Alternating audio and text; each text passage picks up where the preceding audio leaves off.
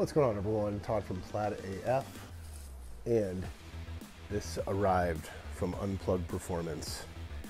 This is the rear carbon fiber spoiler that's going on this right here. You gotta watch the unboxing and the install. Okay, I just got the top of the box open, and here is the packaging. So let's pull this out and take a look. It appears to all be in one piece. What do you think, Dorian? Do you approve? He approves. All right, next level of packaging looks like so.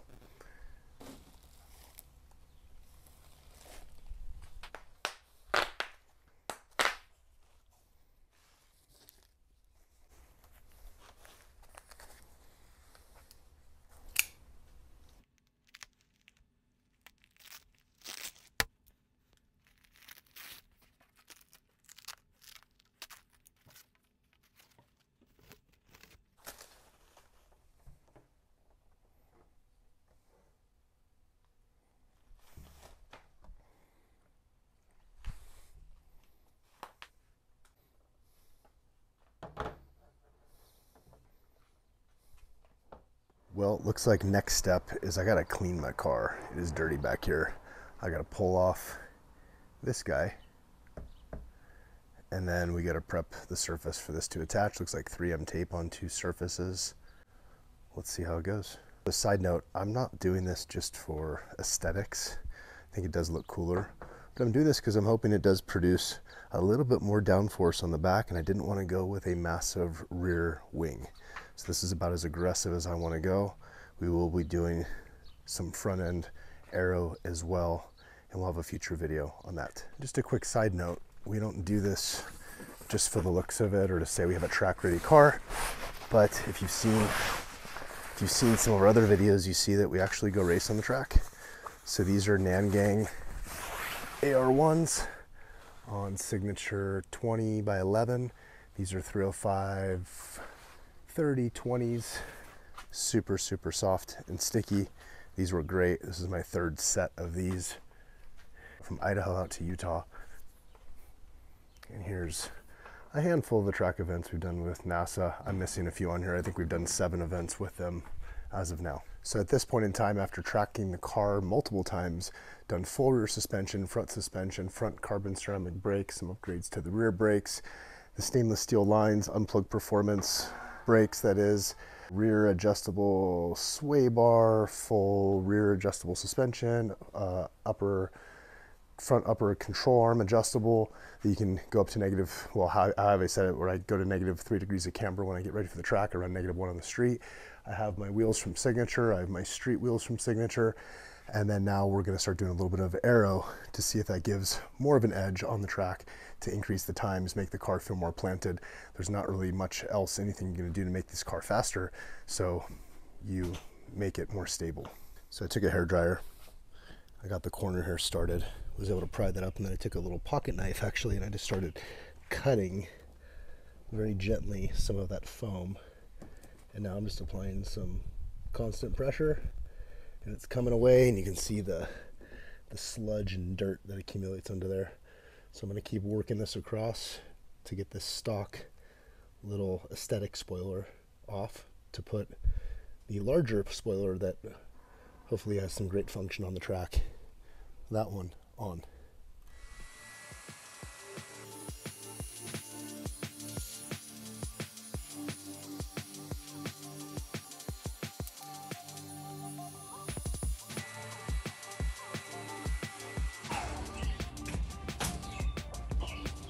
Oh.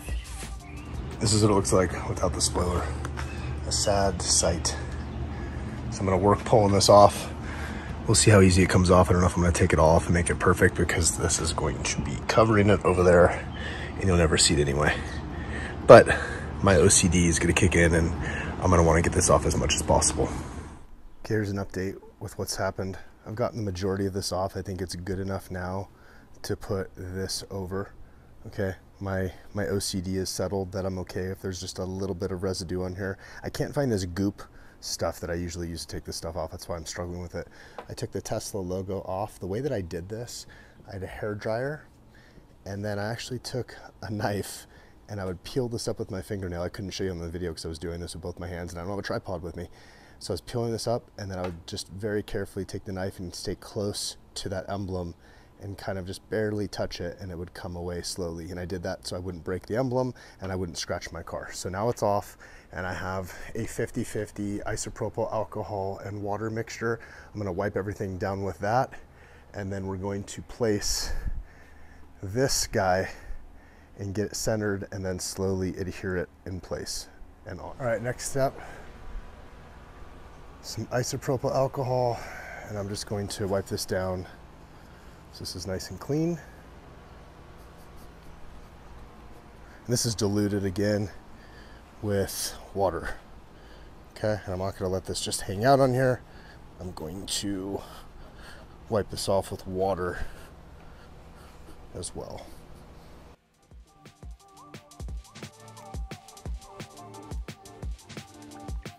So this is now water wiping off any concentrated alcohol, and then one last little pass with this guy.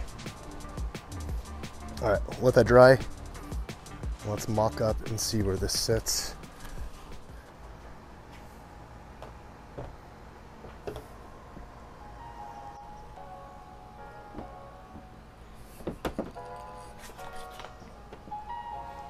This fits basically perfectly side to side there.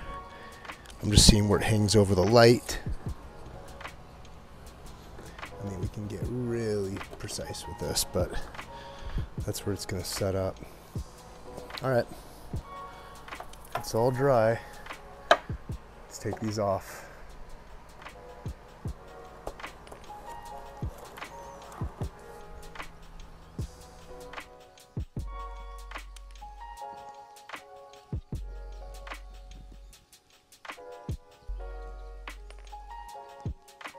All right, it's all off.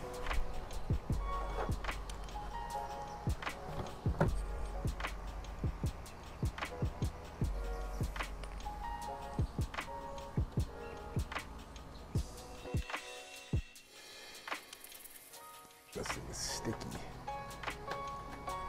If you barely set this down the wrong way, it wants to set up.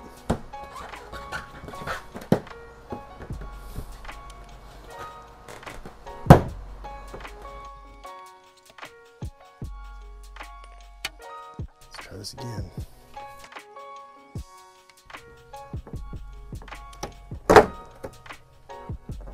Oh man. This is not going to be easy.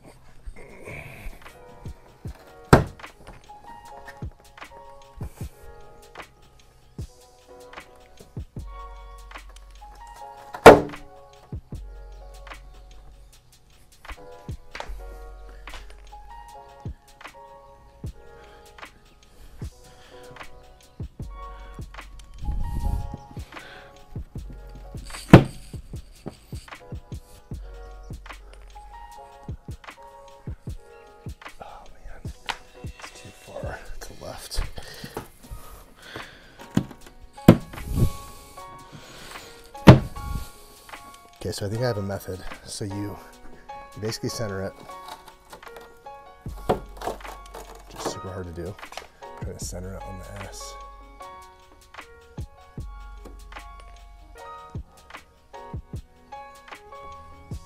has to be a little off center to the S. Okay, that's the trick. It's a little bit to the right of the S. So you stick this on, just right there, barely. Okay. Then you put some forward pressure on it, pry this up,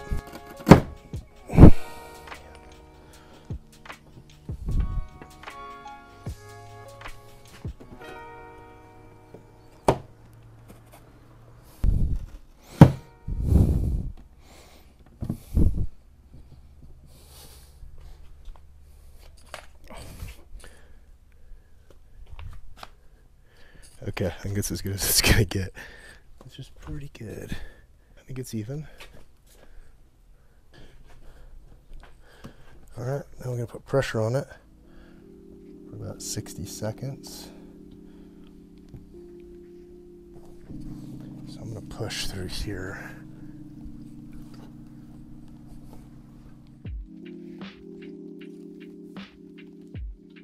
Well, that was harder than I thought it was gonna be, but I got it perfectly symmetrical.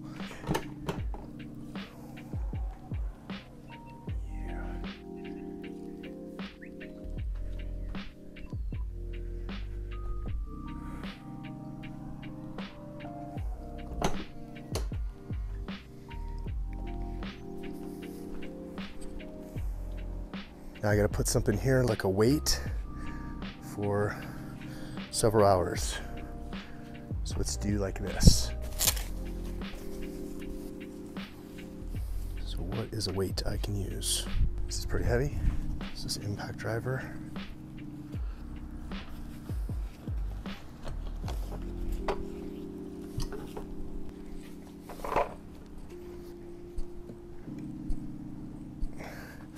All right, there you go.